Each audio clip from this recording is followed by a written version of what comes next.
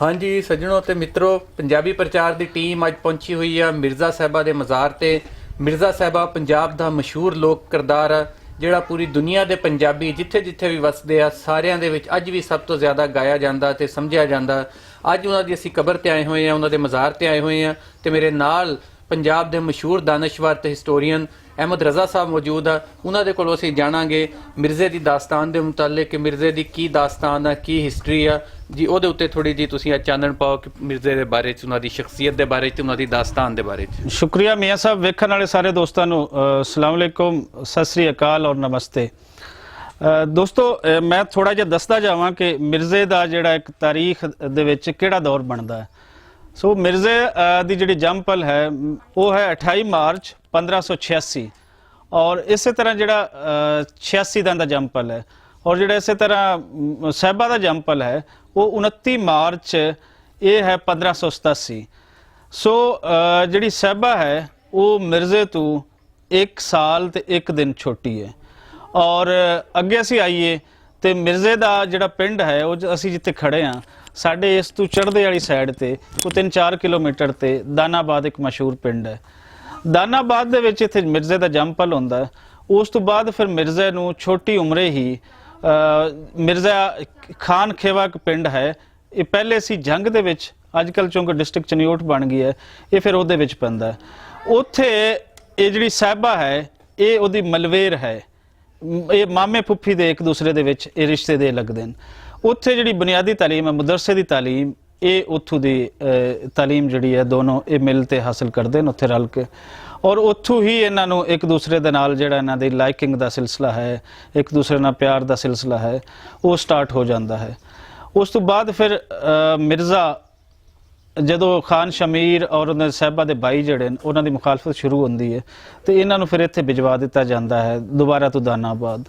फिर अगे जिवें असीं तारीख के पन्ने फुलदे हैं जदों इस तो अगे चलते हैं तो यदी मंगनी होंदी है और साहिबा का बाप आके इत्थे दानाबाद आके आप ये मंगनी करके जाता है, अपनी धी दे के जाता है। अच्छा इन्हां दी मंगनी कर दी जाती है और मंगनी इत्थे आके जिहड़ा साहिबा का बाप है वो इत्थे दानाबाद आप आके जिहड़ा उहदा बाप है मिर्ज़े का उन्होंने वंजल या वज्जल आख्या जाता है।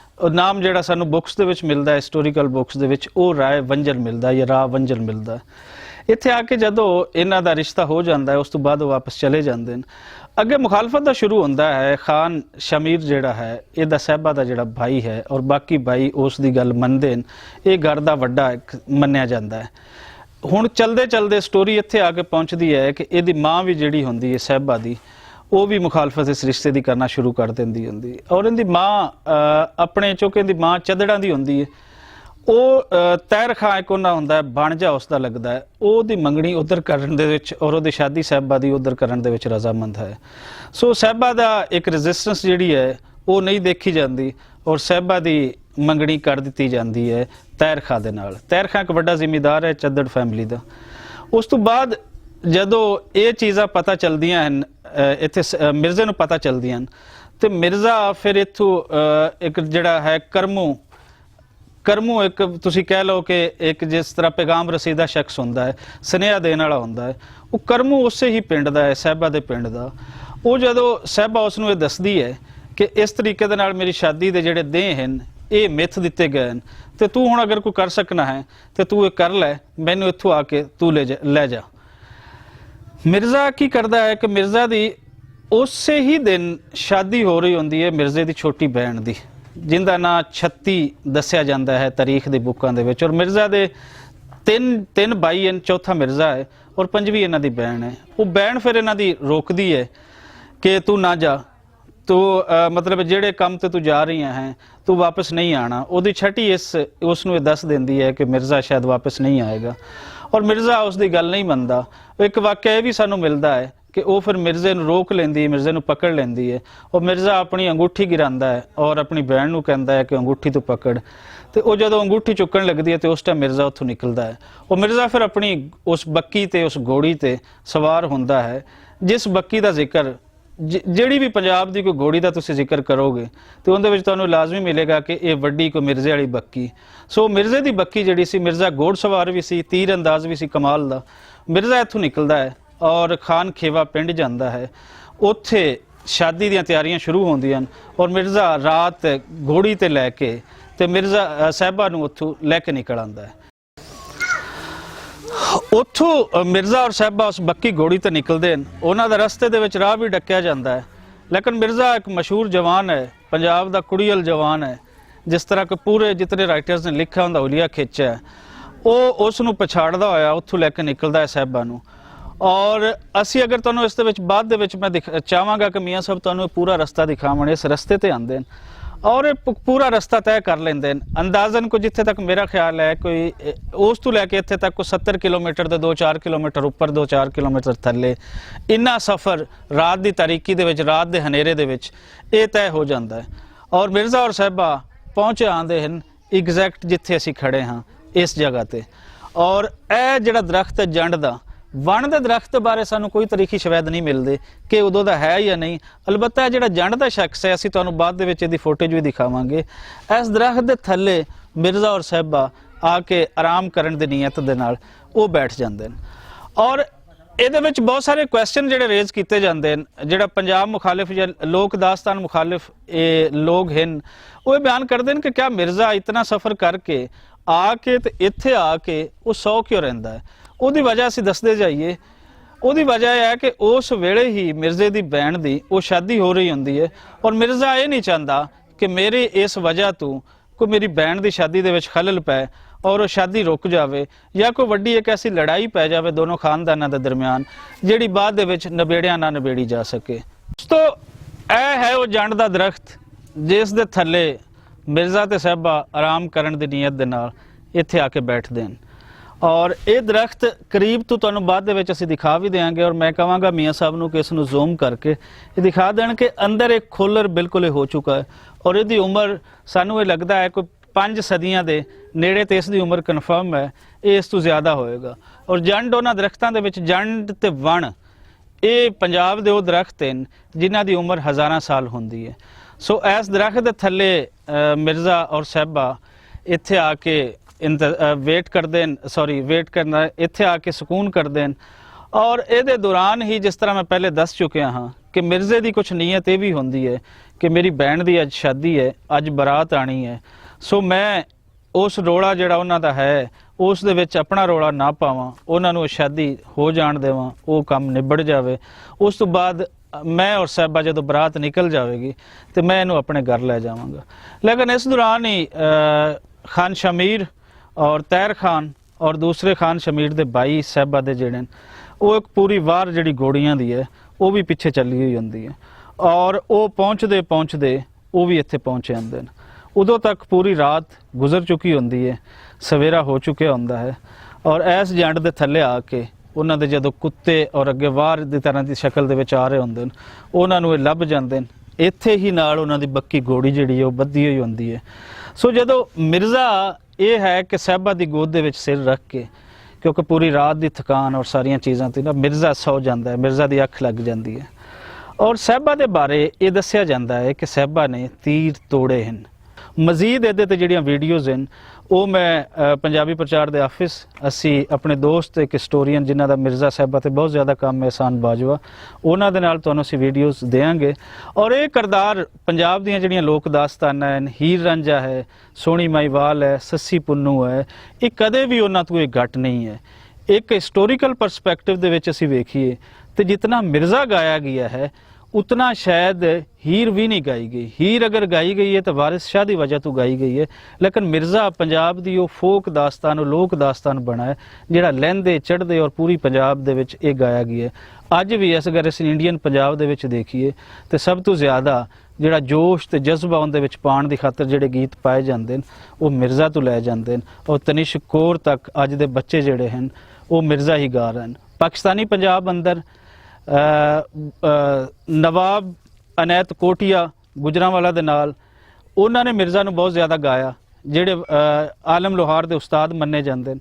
और उस तो बाद फिर आलम लोहार ने तखीर जो कर दी, आलम लोहार ने पूरी दुनिया ते जो मिर्ज़ा गाया, जो दानाबाद की तारीख दसी, ये दानाबाद के लोगों नूं आलम लोहार दा ਉਹਨਾਂ ਦਾ ਸ਼ੁਕਰਗੁਜ਼ਾਰ ਹੋਣਾ ਚਾਹੀਦਾ ਹੈ ਔਰ ਉਸ ਤੋਂ ਪਹਿਲੇ ਸ਼ੁਕਰਗੁਜ਼ਾਰ ਇਹਨਾਂ ਨੂੰ ਹੋਣਾ ਚਾਹੀਦਾ ਹੈ ਹਾਫਿਜ਼ ਬਰਖੁਰਦਾਰ ਦਾ। ਹਾਫਿਜ਼ ਬਰਖੁਰਦਾਰ ਜਿਹੜੇ ਸਰਗੋਦਾ ਦੇ ਇੱਕ ਪਿੰਡ ਦੇ ਰਹਿਣ ਵਾਲੇ ਸੀ, ਲੇਕਿਨ ਉਸ ਤੋਂ ਬਾਅਦ ਉਹ ਚਲੇ ਜਾਂਦੇ ਨੇ ਸਿਆਲਕੋਟ ਚਿੱਟੀ ਸ਼ੇਖਾਂ ਦੇ ਵਿੱਚ। ਅੱਜ ਵੀ ਆਪ ਦੀ ਕਬਰ ਉੱਥੇ ਹੈ, ਜਿਹੜੇ ਜੰਮਦੇ ਨੇ 1656 ਦੇ ਵਿੱਚ ਔਰ ਉਹਨਾਂ ਦੀ ਵਫਾਤ 1658 ਦੇ ਵਿੱਚ ਔਰ ਉਹਨਾਂ ਦੀ ਵਫਾਤ ਹੈ 1707 ਦੇ ਵਿੱਚ। ਉਹਨਾਂ ਨੇ ਇਹ ਮਸ਼ਹੂਰ ਕਿੱਸਾ ਇਹ ਲਿਖਿਆ, ਬਲਕਿ ਮਸ਼ਹੂਰ ਉਹਨਾਂ ਤੋਂ ਹੁੰਦਾ ਹੈ। ਔਰ ਇਹ ਜਿਹੜੀ ਇਹਨਾਂ ਦੀ ਪੈਦਾਇਸ਼ ਹੋ ਰਹੀ ਹੈ, ਉਹ ਅਗਰ ਹਿਸਟਰੀ ਵੱਲ ਅਸੀਂ ਯਾਦ ਪਾਈਏ ਤੇ ਉਹ ਠੀਕ 40 ਸਾਲ ਬਾਅਦ ਆਪ ਦੀ ਪੈਦਾਇਸ਼ ਹੁੰਦੀ ਹੈ ਔਰ ਤਕਰੀਬਨ ਕੋਈ 25-30 ਸਾਲ ਦੀ ਉਮਰ ਦੇ ਵਿੱਚ ਆਪ ਨੇ ਕਿੱਸਾ ਲਿਖਣਾ ਸ਼ੁਰੂ ਕੀਤਾ। ਔਰ ਇਸੇ ਹੀ ਕਿੱਸੇ ਦਾ ਇੱਕ ਮਸ਼ਹੂਰ ਬੰਦ ਮੈਂ ਤੁਹਾਨੂੰ ਸੁਣਾਉਂਦਾ ਜਾਵਾਂ ਕਿ ਇਹਦੀ ਸ਼ੇਰੀ ਅਜ਼ਮਤ, ਇਹਦੀ ਸ਼ੇਰੀ ਮਿਰਾਜ ਕਿੱਥੇ ਖੜੀ ਹੈ। ਤੁਸੀਂ ਵੀ ਜ਼ਰੂਰ ਸੁਣਿਆ ਹੋਵੇਗਾ ਕਿ ਹੁਜਰੇ ਸ਼ਾਹ ਮੁਕੀਮ ਦੀ ਇੱਕ ਜੱਟੀ ਅਰਜ਼ ਕਰੇ, ਹੁਜਰੇ ਸ਼ਾਹ ਮੁਕੀਮ ਦੀ ਇੱਕ ਜੱਟੀ ਅਰਜ਼ ਕਰੇ, ਮੈਂ ਬੱਕਰਾ ਦੇਨੀ ਆ ਪੀਰ ਦਾ ਜੇ ਸਿਰ ਦਾ ਸਾਈਂ ਮਰੇ, 5-7 ਮਰਨ ਗਵਾਂਢਣਾ ਰਹਿੰਦੀਆਂ ਨੂੰ ਤਾਪ ਚੜੇ, ਤੇ ਹੱਟੀ ਸੜੇ ਕਿਰਾੜ ਦੀ ਜਿੱਥੇ ਦੀਵਾ ਨਿਤ ਬੜੇ, ਤੇ ਕੁੱਤੀ ਮਰੇ ਫਕੀਰ ਦੀ ਜਿਹੜੀ ਚੌਂ ਚੌਂ ਨਿਤ ਕਰੇ, ਸੁੰਝੀਆਂ ਹੋ ਜਾਣ ਗਲੀਆਂ ਵਿੱਚ ਮਿਰਜ਼ਾ ਯਾਰ ਫਿਰੇ। ਕਿ ਉਹ ਸਾਹਿਬਾ ਦੀ ਜੋ ਕੰਡੀਸ਼ਨ ਜੋ ਕੈਫੀਅਤ ਬਿਆਨ ਕਰ ਰਹੇ ਹਨ, ਆਪ ਉਹ ਕਹਿੰਦੇ ਨੇ ਕਿ ਸਾਹਿਬਾ ਉਸ ਵੇਲੇ ਇਹ ਚਾਹ ਰਹੀ ਹੈ। ਇਸ ਨੂੰ ਸਾਡਾ ਪੋਲੀਟੀਕਲ ਅਗਰ ਪਰਸਪੈਕਟਿਵ ਦੇ ਵਿੱਚ ਦੇਖੀਏ ਤੇ ਇਹਨੂੰ ਬੜਾ ਨੈਗੇਟਿਵ ਸੈਂਸ ਦੇ ਵਿੱਚ ਪੇਂਟ ਕੀਤਾ ਗਿਆ। ਔਰ ਅੱਜ ਵੀ ਜਦੋਂ ਵੀ ਕੋਈ ਐਸਟੈਬਲਿਸ਼ਮੈਂਟ ਦਾ ਬੰਦਾ, ਐਸਟੈਬਲਿਸ਼ਮੈਂਟ ਕੋਈ ਆਪਣਾ ਬੰਦਾ ਖੜਾ ਕਰਦੀ ਹੈ ਤੇ ਉਹਦੇ ਬਾਰੇ ਆਮ ਦਾਨਿਸ਼ਵਰ ਸਿਆਣਾ ਸੁਲਝਿਆ ਹੋਇਆ ਇਹ ਲਾਜ਼ਮੀ ਇਸਤੇਮਾਲ ਕਰਦਾ ਹੈ ਕਿ ਸੁੰਝੀਆਂ ਹੋ ਜਾਣ ਗਲੀਆਂ ਵਿੱਚ ਮਿਰਜ਼ਾ ਯਾਰ ਫਿਰੇ, ਯਾਨੀ ਕਿ ਸਟੈਬਲਿਸ਼ਮੈਂਟ ਚਾਹੁੰਦੀ ਹੈ। ਸਟੈਬਲਿਸ਼ਮੈਂਟ ਦੀ ਜਗ੍ਹਾ ਤੇ ਸਾਹਿਬਾ ਦੀ ਜਗ੍ਹਾ ਤੇ ਸਟੈਬਲਿਸ਼ਮੈਂਟ ਨੂੰ ਰੱਖ ਕੇ ਉਹ ਸੋਚਦੇ ਨੇ। ਹਾਲਾਂਕਿ ਇਸ ਕੈਫੀਅਤ ਨੂੰ ਸਮਝਣ ਦੀ ਲੋੜ ਹੈ। ਇਹ ਉਸੇ ਤਰ੍ਹਾਂ ਹੀ ਹੈ ਜਿਸ ਤਰ੍ਹਾਂ ਪੰਜਾਬ ਦੀ ਹਿਸਟਰੀ ਦੇ ਨਾਲ ਦਰਾਓ ਕੀਤਾ ਜਾਂਦਾ ਹੈ ਔਰ ਪੋਰਸ ਦੇ ਹੱਥ ਹੀ ਮਸ਼ਹੂਰ ਕੀਤਾ ਜਾਂਦਾ ਹੈ, ਇਸੇ ਤਰ੍ਹਾਂ ਹੀ ਇਹ ਸਾਹਿਬਾ ਦੀ ਜਿਹੜੀ ਕੈਫੀਅਤ ਹੈ ਉਹਨੂੰ ਨੈਗੇਟਿਵ ਸੈਂਸ ਦੇ ਵਿੱਚ ਪੇਂਟ ਹਰ ਸਿਆਸੀ ਟਾਕ ਸ਼ੋਅ ਦੇ ਵਿੱਚ ਕੀਤਾ ਜਾਂਦਾ। ਸੋ ਐਸੀ ਸਟੋਰੀ ਸ਼ਾਇਦ ਇਸ ਤੋਂ ਅੱਗੇ ਮੈਂ ਤੁਹਾਨੂੰ ਇੱਕ ਦੱਸਦਾ ਜਾਵਾਂ ਕਿ ਅੱਜ ਜਿੱਥੇ ਅਸੀਂ ਖੜੇ ਹਾਂ, ਅੱਜ ਮਿਰਜ਼ਾ ਸਾਹਿਬਾ ਨੂੰ ਅਗਰ ਅਸੀਂ ਡੇਟ ਦੇ ਵੱਲ ਯਾਦ ਪਾਈਏ ਤਾਂ ਇੱਕ ਬੜਾ ਹੀ ਖੂਬਸੂਰਤ ਦਿਨ ਔਰ ਤਾਰੀਖੀ ਅਹਿਮੀਅਤ ਇਸ ਦੀ ਬਣਦੀ ਹੈ ਕਿ ਅੱਜ ਉਸ ਵਾਕਿਏ ਨੂੰ ਜਦੋਂ ਇਸ ਦਰਖਤ ਥੱਲੇ ਕਤਲ ਕੀਤੇ ਜਾਂਦੇ ਨੇ, ਅੱਜ ਪੂਰੇ 400 ਸਾਲ ਔਰ 1 ਸਾਲ ਉੱਤੇ ਅੱਜ ਦੇ ਦਿਹਾੜੇ ਇੱਥੇ ਪੂਰਾ ਹੁੰਦਾ। ਸੋ ਐਸੀ ਅੱਜ ਦੀ ਕਹਾਣੀ। ਬਾਕੀ ਇਹਦੀ ਕਹਾਣੀ, ਇਹ ਕਹਾਣੀ ਛੋਟੀ ਨਹੀਂ ਹੈ, ਇਹ ਮੈਂ ਤੁਹਾਨੂੰ ਬੜਾ ਛੋਟਾ ਕਰਕੇ ਥੋੜਾ ਖੁਲਾਸਾ ਕਰਕੇ ਉਹ ਮੈਂ ਦੱਸ ਦਿੱਤਾ ਹੈ। ਇਸ ਕਹਾਣੀ ਦੀਆਂ ਕੋਈ ਰਿਕਾਰਡਿੰਗ ਅਗਰ ਮਿਨੀਮਮ ਮੈਂ ਕਰਾਂ, ਮੇਰੇ ਕੋਲ ਪੂਰੇ ਸ਼ਵਾਇਦ ਮੌਜੂਦ ਹੋਣ, ਸਾਰਾ ਕੁਝ ਹੋਏ, ਤੇ ਇਹ ਕਹਾਣੀ ਕੋਈ 2.5 ਤੋਂ 3 ਘੰਟੇ ਦੀ ਰਿਕਾਰਡਿੰਗ ਇਹ ਆਪਣੀ ਮੰਗਦੀ ਹੈ। ਬਾਕੀ ਇਸ ਕਹਾਣੀ ਦੇ ਵਿੱਚ ਜਿਹੜੇ ਕੋਈ ਜਾਹਿਲ ਹਿਸਟੋਰੀਅਨ ਕਿੱਸਾ ਗੋ ਹੈ ਉਹਨਾਂ ਨੇ ਇਹਦੇ ਵਿੱਚ ਬੜਾ ਦਰਾਓ ਕੀਤਾ। ਜਿੱਦਾਂ ਇੱਕ ਮਿਸਾਲ ਮੈਂ ਤੁਹਾਨੂੰ ਦਿੰਦਾ ਜਾਵਾਂ ਕਿ ਇਹਦੇ ਵਿੱਚ ਇਹ ਵੀ ਪਾਇਆ ਜਾਂਦਾ ਹੈ ਕਿ ਦੁੱਲੇ ਭੱਟੀ ਦੇ ਨਾਲ ਉਹਦਾ ਕੋਈ ਸਾਂਝ ਸੀ ਜਾਂ ਦੁੱਲੇ ਭੱਟੀ ਦਾ ਰਿਸ਼ਤਾ ਇੱਧਰ ਹੋਣ ਲੱਗਾ ਸੀ ਮਿਰਜ਼ੇ ਵੱਲ। ਇਹ ਸਫੈਦ ਝੂਠ ਹੈ। ਜਦੋਂ ਦੁੱਲੇ ਭੱਟੀ ਨੂੰ ਫਾਂਸੀ ਦਿੱਤੀ ਜਾਂਦੀ ਹੈ ਤੇ ਇਹ ਗੱਲ ਹੈ 1599 ਦੀ, ਉਦੋਂ ਟੋਟਲ ਮਿਰਜ਼ੇ ਦੀ ਉਮਰ ਜਿਹੜੀ ਬਣਦੀ ਹੈ ਉਹ ਸਾਰੀ ਬਣਦੀ 12 ਸਾਲ ਔਰ ਜਿਹੜੀ ਉਸ ਦੀ ਬਹਿਣ 36 ਹੈ ਉਹ ਮਿਰਜ਼ੇ ਤੋਂ ਕੋਈ 3-4 ਸਾਲ ਛੋਟੀ ਹੈ ਤੇ ਉਹ 7-8 ਸਾਲ ਦੀ ਬਹਿਣ ਉਹ ਵਿਆਹਣ ਲੱਗੇ। ਇਹ ਤਾਂ ਕਦੀ ਹੋ ਸਕਦਾ ਹੀ ਨਹੀਂ ਨਾ। ਸੋ ਜਿਨ੍ਹਾਂ ਨੂੰ ਹਿਸਟਰੀ ਦਾ ਨਹੀਂ ਪਤਾ ਉਹ ਕਦੇ ਵੀ ਇਹਨਾਂ ਫੋਕ ਦਾਸਤਾਨਾਂ ਨੂੰ ਉਸ ਰੰਗ ਦੇ ਵਿੱਚ, ਉਸ ਸੱਚ ਦੇ ਰੰਗ ਦੇ ਵਿੱਚ, ਉਸ ਹਕੀਕਤ ਦੇ ਰੰਗ ਵਿੱਚ ਉਹ ਨਹੀਂ ਵੇਖ ਸਕਦੇ। ਇਸ ਲਈ ਸ਼ਾਊਰ ਦਾ ਹੋਣਾ ਜ਼ਰੂਰੀ ਹੈ। ਬਾਕੀ ਚਸਕੇਬਾਜ਼ੀ ਹਿਸਟੋਰੀਅਨ ਪੰਜਾਬ ਦੇ ਅੰਦਰ ਵੀ ਕੀਤੀ ਔਰ ਪੰਜਾਬ ਦੇ ਬਾਹਰੋਂ ਵੀ ਕੀਤੀ ਹੈ। ਸੋ ਐਸੀ ਅੱਜ ਦੀ ਸਟੋਰੀ। ਔਰ ਸ਼ੁਕਰੀਆ ਮੀਆਂ ਸਾਹਿਬ, ਅੱਜ ਖਾਸ ਦਿਨ ਤੁਸੀਂ ਸਾਨੂੰ ਲੈ ਕੇ ਆਏ ਔਰ ਸਿੱਥੇ ਪਹੁੰਚੇ। ਅੱਜ ਦੀ ਸਟੋਰੀ ਪੂਰੀ ਹੋ ਗਈ। ਮਿਰਜ਼ਾ ਸਾਹਿਬਾਂ ਦੀ ਦਾਸਤਾਨ ਤੇ ਉਹਦੇ ਵਿੱਚ ਜਿਹੜੇ ਸਵਾਲਾਤ ਚੱਕੇ ਜਾਂਦੇ ਆ ਉਹ ਵੀ ਤੇ ਕੁਝ ਨਵੇਂ ਸਵਾਲਾਤ ਆਪ ਵੀ ਰਜ਼ਾ ਸਾਹਿਬ ਨੇ ਚੱਕੇ ਆ ਜਿਨ੍ਹਾਂ ਦੇ ਉੱਤੇ ਤਹਿਕੀਕ ਦੀ ਲੋੜ ਵੀ ਹੈ ਤੇ ਕਰਦੇ ਵੀ ਰਵਾਂਗੇ। ਹੁਣ ਤੁਹਾਨੂੰ ਅਸੀਂ ਬਾਅਦ ਵਿੱਚ ਮੈਂ ਛੋਟੇ ਜਿਹੀ ਇੱਕ ਗੱਲ ਇਹਦੇ ਵਿੱਚ ਕਰਦਾ ਜਾਵਾਂ ਕਿ ਹਜ਼ਰਤ ਸੁਲਤਾਨ ਬਾਹੂ ਦਾ ਇੱਕ ਹੈ ਮਿਸਰਾ ਹੈ ਔਰ ਸਾਡੇ ਸੂਫੀ ਸ਼ਾਇਰਾਂ ਨੇ ਕਮਾਲ ਦੇ ਉਹਨਾਂ ਦੇ ਇੱਕ ਮਿਸਰੇ ਦੇ ਅੰਦਰ ਪੂਰੀ ਉਹਨਾਂ ਦੀ ਤੁਸੀਂ PhD ਕਰ ਸਕਦੇ ਹੋ। ਉਹ ਮਿਸਰਾ ਹੈ ਕਿ ਮੈਂ ਕੁਰਬਾਨ ਤਿਨਾ ਥੀ ਬਾਹੂ, ਮੈਂ ਕੁਰਬਾਨ ਤਿਨਾ ਥੀ ਬਾਹੂ ਜਿਨ੍ਹਾਂ ਰੱਖਿਆ ਕਦਮ ਅਗੇਰੇ ਹੋ। ਸੋ ਸਾਨੂੰ ਕਦਮ ਅੱਗੇ ਰੱਖ ਕੇ ਇਹਨਾਂ ਦਾਸਤਾਨਾਂ ਨੂੰ ਲੱਭਣ ਦੀ ਲੋੜ ਹੈ। ਹੀਰ ਵਾਰਿਸ ਸ਼ਾਹ ਦੇ ਨਾਲ ਵੀ ਸਾਡੇ ਇੱਥੇ ਚਸਕਾ ਗੋ ਕਿੱਸਾ ਗੋਆਂ ਨੇ ਘਟ ਨਹੀਂ ਕੀਤੀ, ਉਹਦੇ ਤੇ ਵੀ ਬਹੁਤ ਸਾਰਾ ਕੰਮ ਹੋਇਆ ਹੈ ਜਿਹੜਾ ਅਸੀਂ ਕੁਝ ਸਾਲ ਪਹਿਲੇ ਤੁਹਾਡੇ ਨਾਲ ਸਾਂਝਾ ਕਰ ਚੁੱਕੇ ਹਾਂ 5 ਕਿਸ਼ਤਾਂ ਦੇ ਵਿੱਚ। ਇਸੇ ਤਰ੍ਹਾਂ ਹੀ ਸਾਡੀ ਖਾਹਿਸ਼ ਹੈ ਕਿ ਮਿਰਜ਼ਾ ਸਾਹਿਬਾਂ ਦੇ ਬਾਰੇ ਜੋ ਝੂਠ ਇੱਥੇ ਬੋਲੇ ਜਾ ਰਹੇ ਨੇ ਉਹਨਾਂ ਨੂੰ ਵੀ ਸਿੱਧਾ ਕਰੀਏ। ਔਰ ਉਹਦੇ ਵਿੱਚ ਜਿਹੜਾ ਇੱਕ ਹਿਸਟਰੀ ਦਾ ਇੱਕ ਸ਼ੀਸ਼ਾ ਹੈ, ਉਹਦੇ ਵਿੱਚੋਂ ਤੁਹਾਨੂੰ ਸਾਰਾ ਇੰਜ ਪਾਣੀ ਤਰ੍ਹਾਂ ਨਿਤਰਿਆ ਨਜ਼ਰ ਆਵੇਗਾ। ਤੁਹਾਡਾ ਦਿਲ ਕਰੇਗਾ, ਤੁਹਾਡੀ ਰੂਹ ਮੰਨੇਗੀ ਕਿ ਇਹ ਤਾਂ ਕਹਾਣੀ ਇਹ ਸੀ, ਬਾਕੀ ਤਾਂ ਸਾਰੀ ਐਵੇਂ ਫਜ਼ੂਲ ਖਾਤਾ ਸੀ। ਚਲੋ ਜੀ, ਇਹ ਤੇ ਹੁਣ ਦੱਸਦੇ ਰਵਾਂਗੇ ਆਪਣੇ ਸੁਣਨ ਵਾਲਿਆਂ ਨੂੰ, ਸਾਰਿਆਂ ਨੂੰ, ਦੇਖਣ ਵਾਲਿਆਂ ਨੂੰ। ਤੇ ਹੁਣ ਸਾਨੂੰ ਇਜਾਜ਼ਤ ਦਿਓ, ਬਾਕੀ ਅਸੀਂ ਤੁਹਾਨੂੰ ਇਹਦੀ ਪੂਰੀ ਇੱਕ ਵੀਡੀਓ ਵੀ ਬਣਾ ਕੇ ਦਿਖਾ ਦਿੰਦੇ ਹਾਂ, ਪੂਰੀ ਫੁਟੇਜ ਬਣਾ ਕੇ ਕਿ ਇੱਥੇ ਕੀ ਕੁਛ ਹੈ, ਘੋੜੀ ਕਿੱਧਰ ਸੀ, ਕਿੱਥੇ ਉਹ ਲੇਟੇ, ਜਣ ਦਾ ਦਰਖਤ ਵੀ ਸਾਰਾ, ਮਜ਼ਾਰ ਵੀ, ਸਾਰਾ ਕੁਝ ਦਿਖਾਉਂਦੇ ਹਾਂ। ਤੇ ਹੋਰ ਤੁਹਾਨੂੰ ਅਸੀਂ ਇਹਦੇ ਬਾਰੇ ਦੱਸਣ ਲਈ ਹਾਜ਼ਰ ਹੋਵਾਂਗੇ ਫਿਰ ਮਜ਼ੀਦ ਪੰਜਾਬੀ ਦਾਨਸ਼ਵਰਾਂ ਦੇ ਨਾਲ ਕਿ ਇਸ ਦਾਸਤਾਨ ਦੇ ਵਿੱਚ ਕੀ ਕੁਝ ਹੋਰ ਹੈ ਸੀ ਤੇ ਕੀ ਕੁਝ ਜਿਹੜਾ ਤਾਰੀਖ 'ਚ ਲੁਕਾਤਾ ਗਿਆ ਜਾਂ ਲੁਕ ਗਿਆ ਜਾਂ ਅੱਖਾਂ ਤੋਂ ਓਝਲ ਹੋ ਚੁੱਕਿਆ। ਉਸ ਟਾਈਮ ਤੱਕ ਸਾਨੂੰ ਦਿਓ ਇਜਾਜ਼ਤ, ਮੈਨੂੰ ਤੇ ਅਹਿਮਦ ਰਜ਼ਾ ਦੋਵਾਂ ਨੂੰ, ਤੇ ਫਿਰ ਮੁਲਾਕਾਤ ਹੋਏਗੀ।